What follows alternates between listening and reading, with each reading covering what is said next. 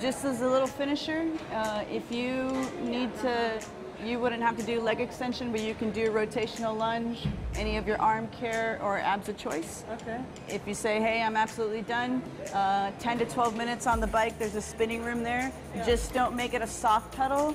Cool. Put a little bit of resistance on there. Okay. Okay? So your choice allows in there right now. Okay. Okay? The role of an S&C coach is to primarily manage the ladies off the court to ultimately improve their performance on court. We're looking at trying to use strength training in the weight room to support their movements that they have to perform on court, whether that's getting low in a defensive position or coming all the way up for an attack.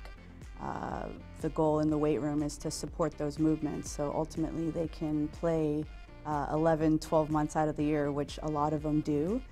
So it's really important for them to stay strong and to stay fit through strength training methods. And then finally, my other main responsibility is to help manage the recovery of the ladies.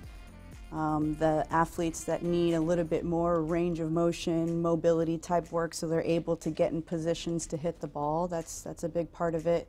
Or the athletes who are very loose and gangly and we have to kind of, tighten them up or strengthen them a little bit so the recovery for them won't be as much as an easy job for them. They'll have to kind of keep activating.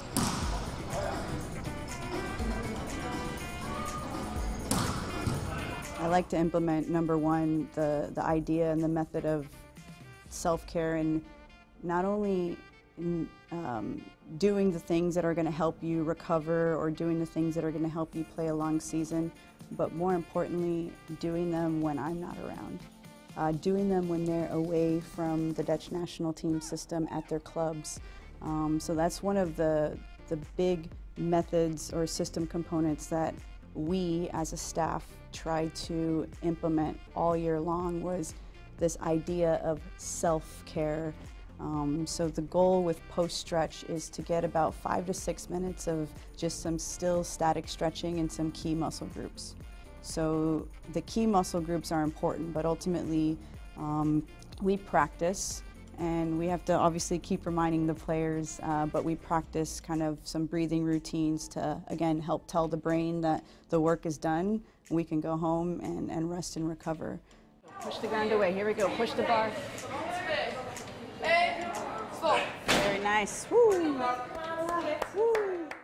But in terms of when or why we're choosing to lift either before or after the game depends on the weekly load and how we're trying to balance the exposure so we're ready for next week. So for example, today was our last day. We have 2 days off.